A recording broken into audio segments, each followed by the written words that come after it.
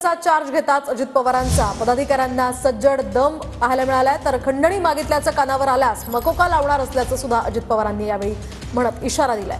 Revolver लावून फिरणाऱ्यांचा परवाना रद्द करणार असल्याचं सुद्धा अजित पवारांनी म्हटलंय। तर सोशल मीडियावर दहशतीचे रील खपवून घेतले जाणार नाही, शिवाय पोलिसांच्या कारवाईत राजकीय हस्तक्षेप होऊ देणार नाही असं सुद्धा अजित पवारांनी यावेळी म्हटलंय। कोणी कुठल्या गोष्टीमध्ये जबाबदार असेल, जर कोणी तिथं कुठेतरी वेळेवाकळे प्रकार केलेले असतील, मी आपल्याला सगळ्यांना सांगतो, विकासाची कामं करत असताना कुणी कुणाला खंडणी मागण्याचा प्रयत्न त्या ठिकाणी करू नये। माझ्या ते कानावर आल्यानंतर त्याच्यामध्ये मकोका लावायला पण मी मागं पुढे बघणार नाही। मी कुठल्याही टोकाची भूमिका घेईन। वागला तर तुम्हाला कारवाई केली जाईल। तुमच्यावर जे काही शासनाचे नियम आहेत त्या पद्धतीने कलम लावली जातील।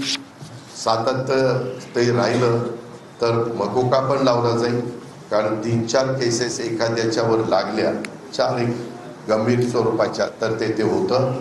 बाहेरचे गुंतवणूक करायला विंडमिलवाले येत आहेत, त्यांना जर कुणी खंडणी मागितली, इथं नाही तिथं नाही, हे कुठं सरकारच्या रस्ते अडवलेले पण चालणार नाही आणि ह्या सगळ्याच गोष्टी चालणार नाही।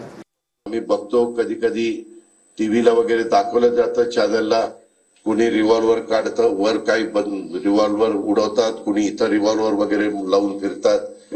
मी डिपार्टमेंटला सांगणार आहे, जे कोणी वर रिव्हॉल्वर वर फिरेल त्याचं लायसन कॅन्सल करायचं। रिव्हॉल्वर हे तुमच्या स्वसंरक्षणाकरता किंवा तुम्ही वस्तीवर राहत असेल तर 12 बोर किंवा सिंगल बोर जे काही तुम्हाला घ्यायचंय ते तुम्ही घरामध्ये ठेवली पाहिजे, तिथं त्याचा वापर त्या बाबतीमध्ये केला पाहिजे।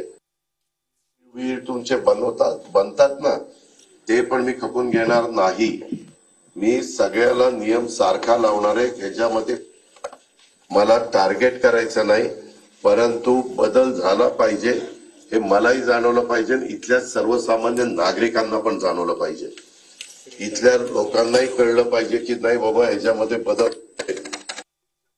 परिसरामध्ये अनेक प्रकारच्या वेगवेगळ्या बातम्या सध्या पेपरला आपण वाचत असतो, त्याच्यामध्ये जिथं तथ्य असेल तिथं संबंधितांच्यावर कारवाई केली जाईल, जिथं तथ्य नसेल त्या संदर्भामध्ये कारवाई करण्याचा प्रश्न येणार नाही। आम्ही जसं सकाळी लवकर उठून कामाला लागतो आणि उशिरापर्यंत काम करतो आणि भावना चांगली असती, त्या पद्धतीनं तुम्ही पण मला साथ द्या, तुम्ही पण मला सहकार्य करा।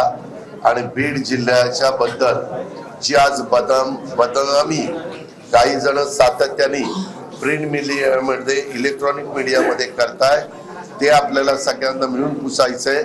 अजित पवारांनी एकट्याने ठरवलं तर अजित पवारला ते शक्य, त्याला तुमच्या सारख्या जीवाभावाच्या सहकार्यांची साथ लागेल। अजित पवार पालकमंत्री आहेत, काही चांगले निर्णय होतील की पुन्हा अतिशय चांगले निर्णय होतील अशी अपेक्षा आहे। दादांचा कामाचा उरक चांगला आहे, फास्ट निर्णय क्षमता आहे, त्याच्यामुळं जिल्ह्याला, आणि आता जिल्ह्याला फरक दिसला नाही का? बीड शहरात सगळे घाण असते, जरा साफसफाई तरी झाली ना, म्हणून दादांनी वारंवार आमच्या जिल्ह्याला यावं अशी आमची अपेक्षा राहील। पोलिसांना सांगणार आहे, राजकीय हस्तक्षेप पोलीस लोक करत असताना मी होऊन देणार नाही, महायुतीच्या कुणाच्याकडनंच होऊन देणार नाही। मी देवेंद्रजींना, एकनाथरावांना पण विनंती करणार आहे की बाबा तिथं आपण अन्याय कुणावर होऊन द्यायचा नाही, परंतु त्याच्यातनं कुणी भरडला पण जाता कामा नये। मी पुन्हा राष्ट्रवादी काँग्रेस पक्षाच्या कार्यकर्त्यांना सांगतो, महिला भगिनींना सांगतो, सगळ्या माझ्या तरुण कार्यकर्त्यांना सांगतो, वडीलधाऱ्यांना सांगतो, आपलं स्वतःचं चारित्र्य स्वच्छ ठेवा, आपली प्रतिमा जनमानसामध्ये चांगली ठेवा।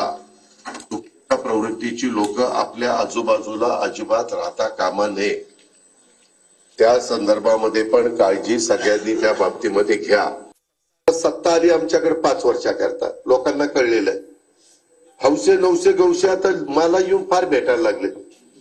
लोकसभेला 3री गड होते, विधानसभेला 4थी गड होते, नाही तुमचाच आहे। अरे मग तेव्हा कुठे गेला होता? यायला माझा आहे तर नाही दादा, मी युतीचा आहे। मग युतीच्या वेळेस उमेदवाराला विरोध का केला?